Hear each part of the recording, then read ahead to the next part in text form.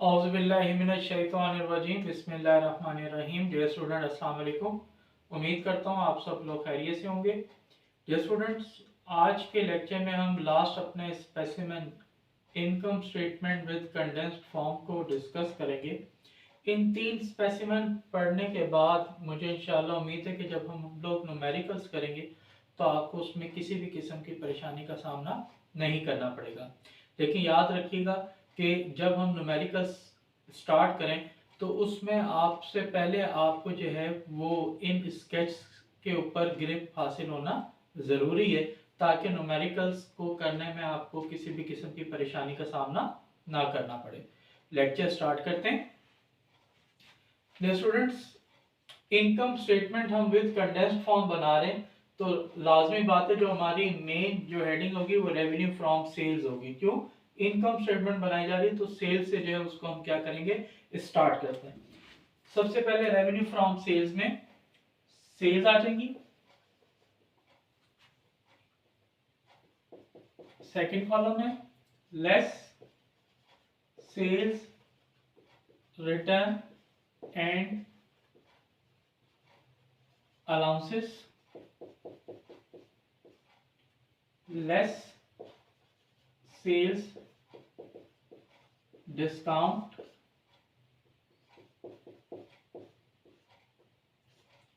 तो ये आपका आंसर आएगा नेट सेल्स।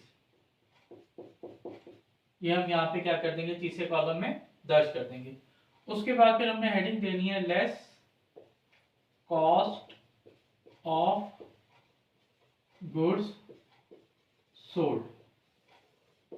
अब कॉस्ट ऑफ गुड्स सोल्ड में पहला हमारा एलिमेंट था cost of direct material used का।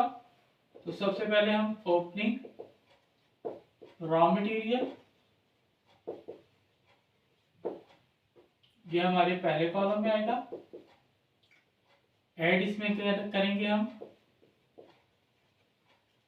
Purchases, less purchase return and allowances, less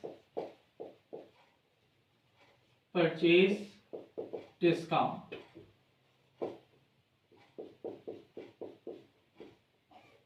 final आपका आंसर रहेगा नेट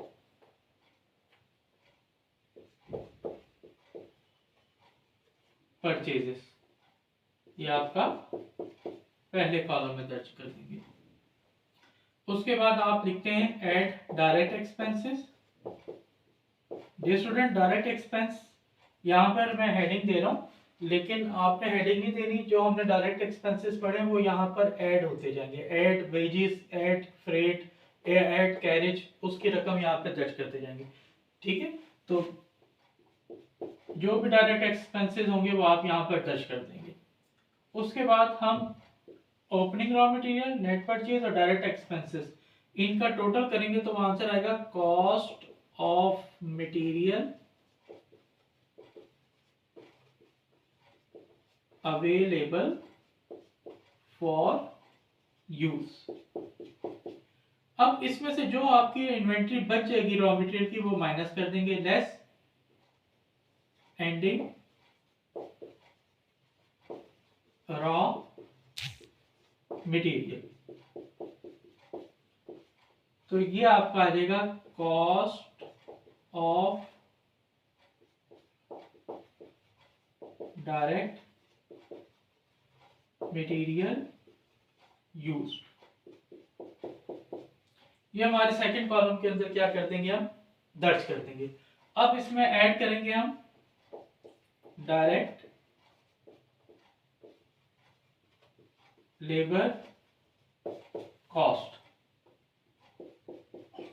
तो ये आपका आंसर आएगा प्राइम कॉस्ट और बेसिक कॉस्ट।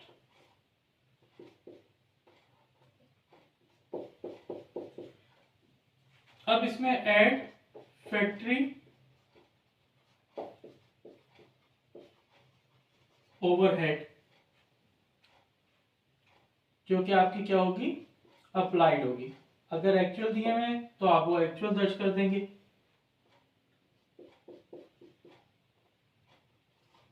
तो ये आपका आ जाएगा टोटल फैक्ट्री कॉस्ट। इसको हम टोटल मैन्युफैक्चरिंग कॉस्ट भी कह सकते हैं। अब ऐड आप इसके अंदर करेंगे opening work in process. Answer आएगा आपका cost of goods available for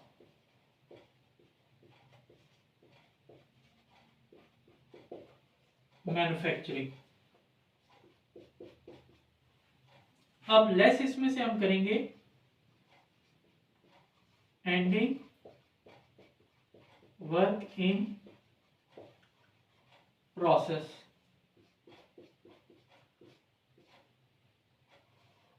तो ये आपका आंसर आएगा cost of goods manufactured and applied.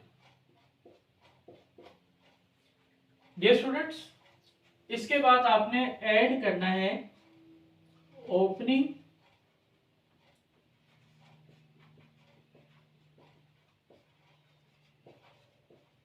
Finish goods.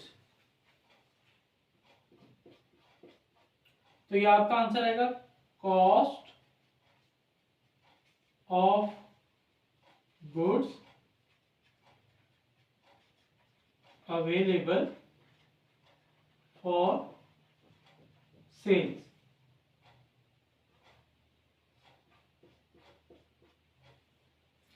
अब लेस इसमें से करेंगे आप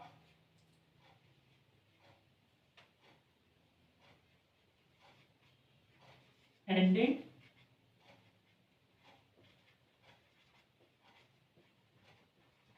फिनिश गुड्स।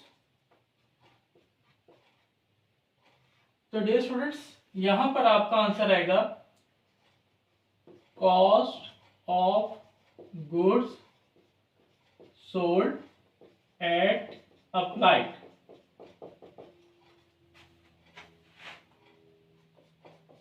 अब इसमें से हम माइनस और एड और माइनस अंडर या ओवर अप्लाइड फैक्ट्री ओवरहेड। तो ये आपका फाइनल आंसर आएगा cost of goods sold at actual. ये अब हम क्या करेंगे, तीसरे कॉलम में इसको दर्ज करेंगे। तो अब ये नेट सेल्स में से आपका ये cost of goods sold at actual क्या होगा, माइनस होगा। तो ये आपका आ जाएगा ग्रॉस प्रॉफिट। अब इस ग्रॉस प्रॉफिट में से लेस हमने करना है ऑपरेटिंग एक्सपेंसेस। ऑपरेटिंग एक्सपेंसेस में हमने marketing expenses, admin expenses, administrative expenses,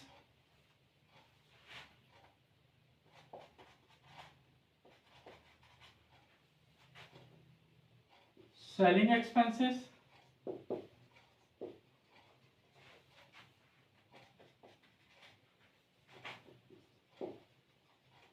journal expenses,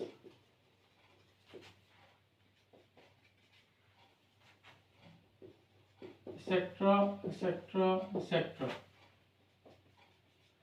तो ये आपका आंसर आ जाएगा total operating expenses.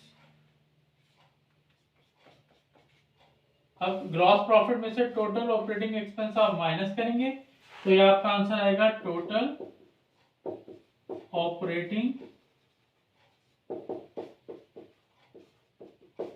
Profit.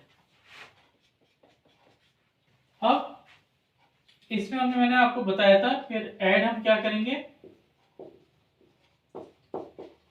Other incomes, जिसके अंदर मैंने आपको बताई थी कमीशन रिसीव,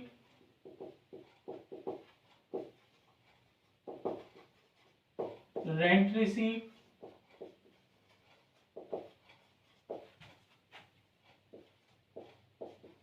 इंटरेस्ट रिसीव्ड,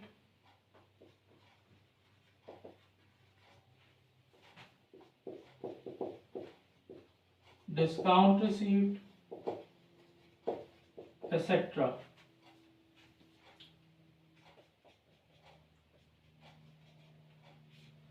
तो ये आपका आंसर आएगा टोटल अदर इनकम्स। इनको आप जमा करेंगे, इसके आंसर को आपने कुछ नहीं लिखना। इसके बाद आप लेस करेंगे अदर एक्सपेंसेस, जिसमें आपका एक इंटरेस्ट पेड और डिस्काउंट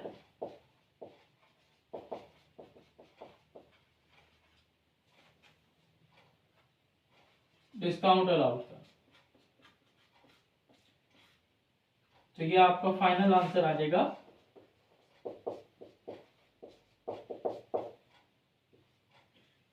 नेट प्रॉफिट।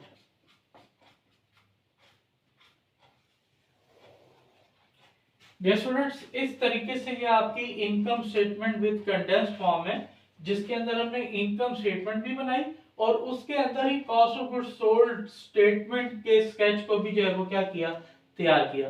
तो ये बात दफा आपसे एक ही रिक्वायरमेंट पूछता है, इनकम स्टेटमेंट भी बनाए और साथ में इसकी जो है वो cost of goods sold schedule उसी के अंदर ही क्या करना है, आपने तैयार करना है। तो स्टूडेंट, ये था आज का हमारा लेक्चर। इंशाल्लाह मुझे उम्मीद है कि आपको मेरा लेक्चर समझ आया होगा। नेक्स्ट लेक्चर के अंदर हम कॉस्ट ऑफ गुड्स सोल्ड के अंदर कुछ फार्मूलाज हैं, उनको हम क्या करेंगे, डिस्कस करेंगे और उसके बाद फिर इसके न्यूमेरिकल्स की तरफ चलेंगे। अल्लाह ताला हम सब का हामी नासिर हो। अल्लाह हाफिज़, बेस्ट ऑफ लक।